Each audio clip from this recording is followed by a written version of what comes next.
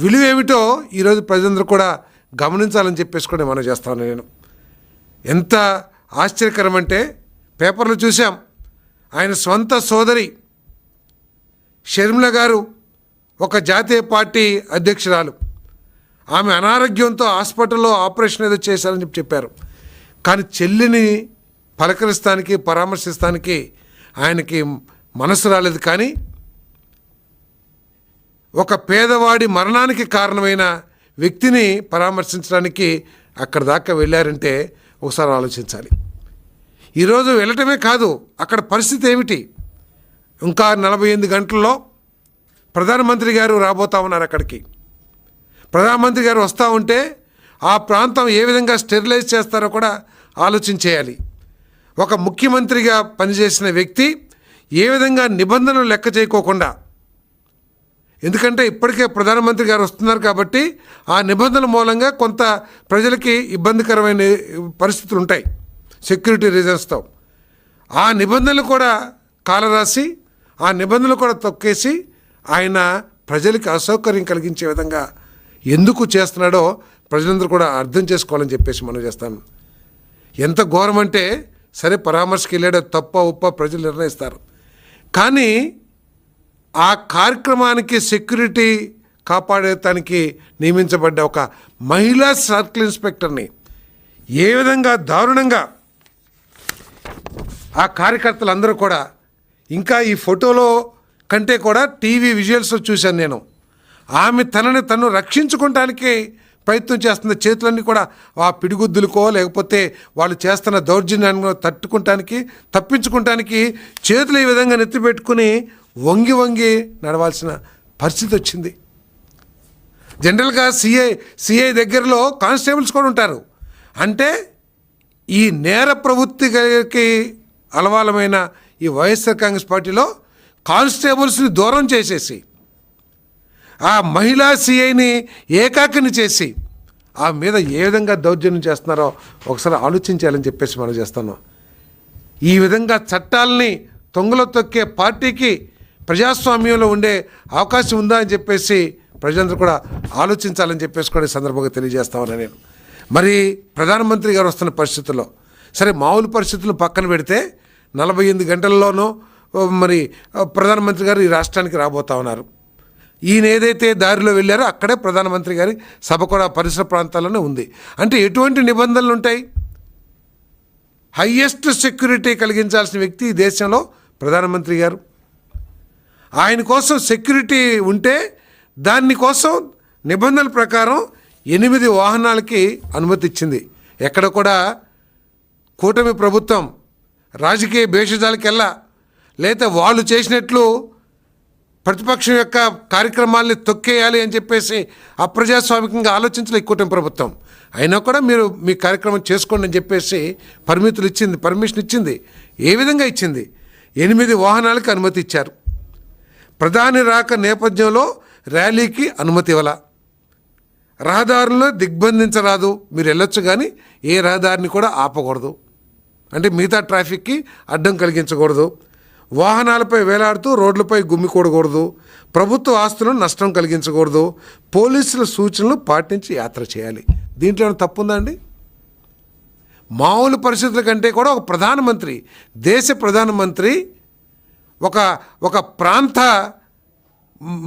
Prestige కలిగించే project ఇనాగ్రేషన్కి వస్తుంటే ఈ విధంగా చేయటం కరెక్టా అని చెప్పేసి మనం చేస్తాను. పోలీసులు కూడా కొట్టే పరిస్థితి వచ్చిందంటే మరి ఏ విధంగా ఈ వైఎస్ఆర్ కాంగ్రెస్ పార్టీ చేస్తుందో నేను ప్రజలందరూ కూడా ఆలోచించాలని చెప్పేసి మరి మనవి చేస్తాను.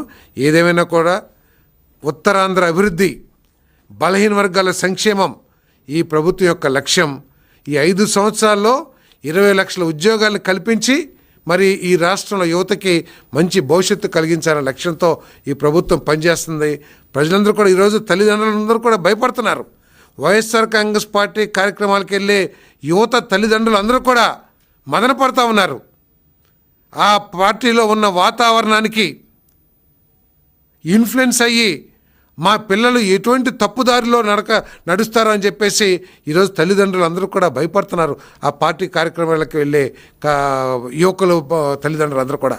కాబట్టి ఇటువంటి దిగజారు రాజకీయాలని మానుకోవాలని చెప్పేసి నేను మరి వైఎస్ఆర్సీపీకి నేను గట్టిగా తెలియజేస్తానని చెప్పేసి నేను మనవి చేస్తా ఉన్నాను. మరి ఇది మనం చిన్నప్పుడు చూసాం, ఇది మహాభారతంలో మరి దుశ్శాసన పర్వం అని చెప్పేసి ఏ విధంగా మహిళని మరి కించపరిచి మహిళల్ని మరి ఆ రోజు దుర్యోధనుడు ఆ కౌరవులు ఏ విధంగా చేశారో ఈరోజు మరి ఆ వైఎస్ఆర్సీపీ కార్యక్రమంలో కూడా ఒక మహిళ పైన ఈ దుశ్శాసన పర్వం చేశారని చెప్పేసి నేను తెలియజేస్తా ఉన్నాను. మరీ ఆటవికంగా మహిళని కూడా చూడుకోకుండా ఆఖరికి ఒక ప్రముఖ నాయకుడు కుమారుడు రామ్ మనోహర్ కూడా మరి ఆ మహిళా ఎస్ఐ మీద దౌర్జన్యం చేశాడంటే ఆ మహిళా ఎస్ఐని మహిళలంటే కూడా గౌరవం లేదు వీళ్ళకి. ఎస్ఐ సిఐ పక్కన పెడితే మహిళలంటే కూడా గౌరవం లేదని చెప్పేసి ఈ కార్యక్రమం ద్వారా చాలా స్పష్టంగా అర్థమవుతుందని చెప్పేసి కూడా ఈ సందర్భంగా తెలియజేస్తాను. దీనిని ప్రజలందరూ కూడా చట్టాలని గౌరవించే ప్రజాస్వామ్యాన్ని గౌరవించే ప్రతి పౌరుడు కూడా ఈ వైఎస్ఆర్సీపీ చేస్తున్న కార్యక్రమాల పట్ల మరి దీన్ని ఖండించాలని చెప్పేసి కూడా నేను తెలియజేస్తానని చెప్పేసి సెలవు తీసుకుంటున్నాను.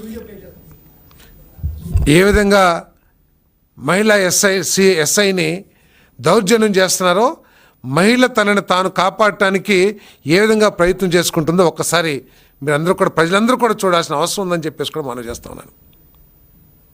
ప్రజల మాన ప్రాణాలు కాపాడాల్సిన పోలీసులే తమను తాము కాపాడుకోవాల్సిన పరిస్థితిని వైసీపీ వాళ్ళు తీసుకొస్తున్నారంటే ఎటువంటి పార్టీ కూడా ఒకసారి ఆలోచించేయాలి.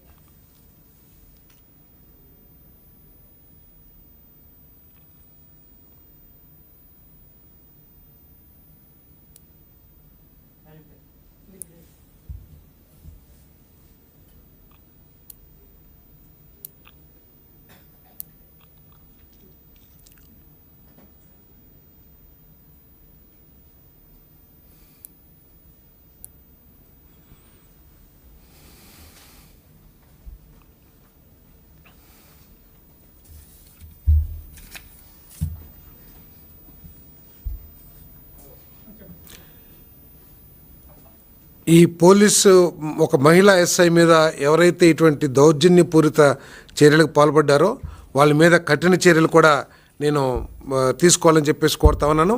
మరి జగన్మోహన్ రెడ్డి గారు ఈ పరామర్శల పేరుతో ఒకసారిటేమో రఫ్రఫలు ఆడిస్తాం, లేకపోతే తొక్కేస్తాం, లేకపోతే ఇటువంటి దుశ్శాసన పర్వాలు అసలు ఆయన ఎందుకు చేస్తున్నారో కూడా ఈ యాత్రలో ఈ పరామర్శ పేరు మీద ప్రజలందరూ కూడా అర్థం చేసుకోవాలని చెప్పేసి మనం చేస్తాను.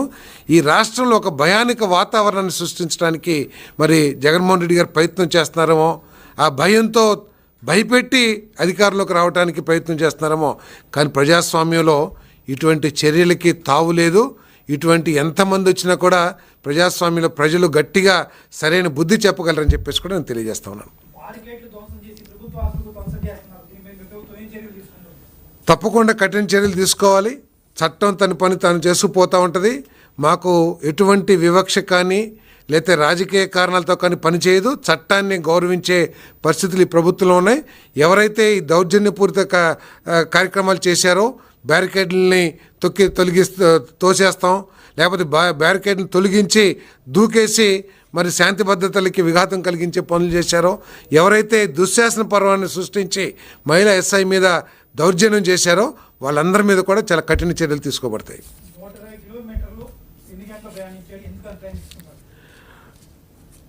మనం 2 సంవత్సరాల నుంచి కూడా చూస్తూ ఉన్నాం. ఆయన చేసిన యాత్రలు ఎక్కడికంటే తెనాలిలో గంజాయి బ్యాచ్ని గంజాయి సేవించి సమాజానికి కీడు సృష్టించే 2 వ్యక్తుల్ని పోలీసులు చర్యలు తీసుకుంటే అతన్ని పరామర్శించడానికి ఒక పెద్ద ర్యాలీ పెట్టారు.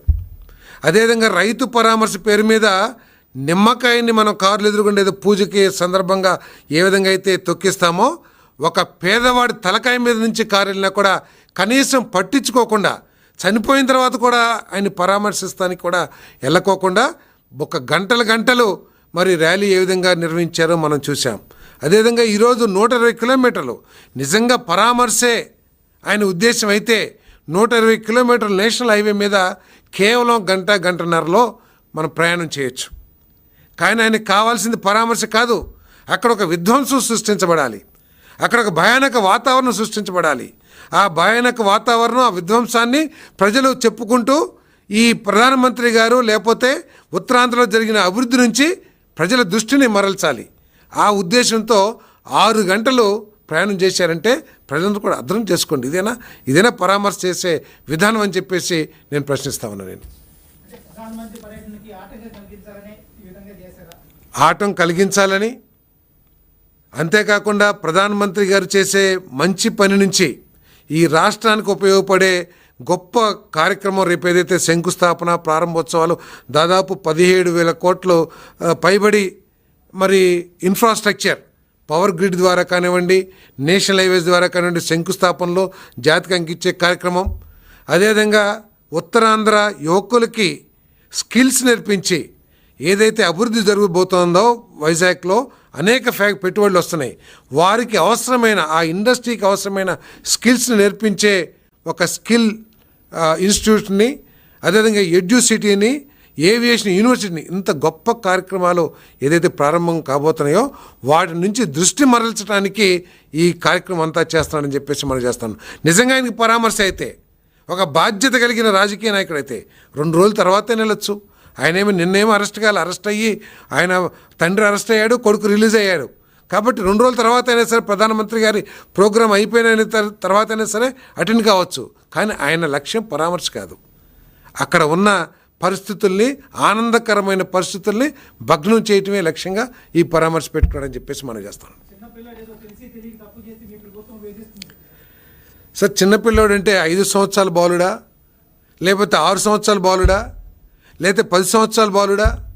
18 సంవత్సరాలు నిండిన వ్యక్తి ఏదైనా తప్పు చేస్తే చట్టానికి వ్యతిరేకంగా యాక్సిడెంట్ చేస్తే సరే, యాక్సిడెంట్ తప్ప ఒప్పో పక్కన పెడదాం, యాక్సిడెంట్ జరిగింది, చట్ట ప్రకారం చర్యలు తీసుకుంటారు.